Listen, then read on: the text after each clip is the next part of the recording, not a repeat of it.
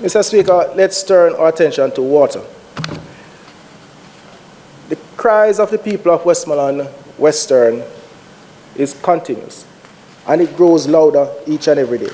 Of the 5 electoral divisions, 4 divisions, Friendship, Grange, Little London, and sections of Sheffield, are supplied by the Bullstud treatment plant, while the tourist town of Negril is supplied by the Logwood treatment plant in Hanover.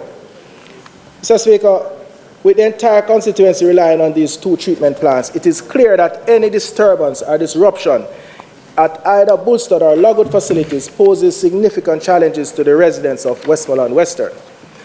Mr. Speaker, our constituents, businesses, and communities endure great suffering during the drought which they experienced from January to March of this year.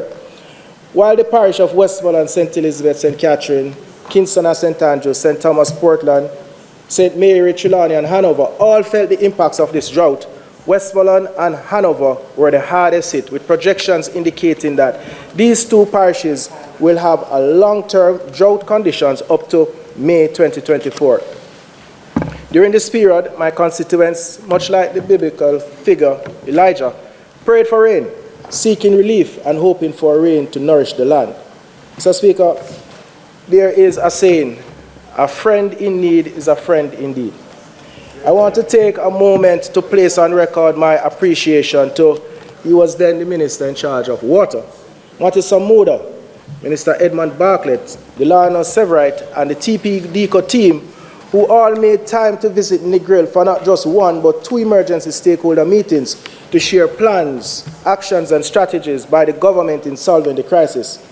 Madam Speaker, while we were all working diligently to find solutions to address the pressing water shortage, it was disappointing, but not surprising to see mischief makers hard at work on television, on social media, in newspapers, spreading propaganda and misinformation. These half-truths and outright lies about the government's operation was aimed at undermining our collective effort and sow distrust among the people. Mr. Speaker, their plan failed miserably. It never worked. They say you can fool some of the people some of the time, but you can't fool all the people all the time. Mr. Speaker, those months were indeed very challenging for our constituents. Our people face significant pressure, and many businesses suffer as a result of the water shortage.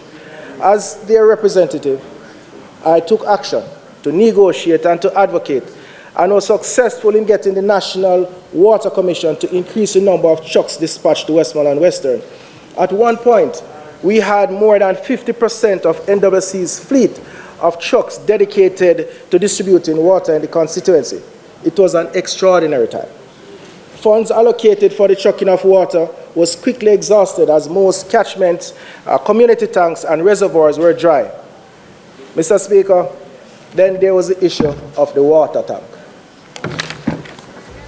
Jaja see them a come, but I and I a conqueror. They are coming to accuse I for things I know not about. They are coming to lock I down and tell I that they're suspicious here. Jaja see them a come, but I and I a conqueror. Mr. Speaker, that song resonates very well. Our cultural icon in music. While we work tirelessly to alleviate the immediate hardship faced by our farmers, residents, and businesses, we distributed 650-gallon Rhino black tanks to support our farmers.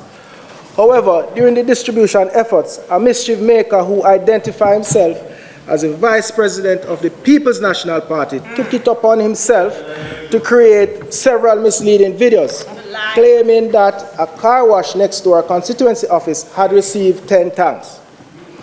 Mr. Speaker, as far-fetched as these accusations was, the opposition propaganda machine took it and ran with it. And within a matter of hours, the entire nation was caught up with this made-up story about the distribution of these tanks. It is a stark reminder of how low and how desperate, dishonest, and distasteful they have become. Mr. Speaker, the devil is a liar.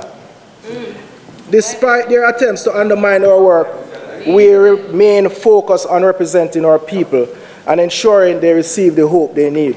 Mr. Speaker, there is some more good news. On May 28, 2024, resulting from persistent representation and lobbying, our Prime Minister and Your Holiness announced a historic water infrastructure investment for Western Jamaica. The project was dubbed Western Water Resilience Program and was aimed at resolving the long-standing issue of water supply in the parishes of St. James, Hanover, and Westmoreland. Mr. Speaker, the Resilience Program was designed and built by Vinci Construction, and I want to pause here for a minute and address the people who are suffering from water shortages, particularly the people from Negril. I want to emphasize the importance of a stable government. A stable government, Mr. Speaker, is necessary to ensure the economy continues to generate the resources for critical investments such as this $160 million investment in water infrastructure. Yes. I want to thank the people of Negril for their continued patience and understanding during this very difficult time. And I want to reassure residents that this government is actively working to improve the quality and reliability of your water supply.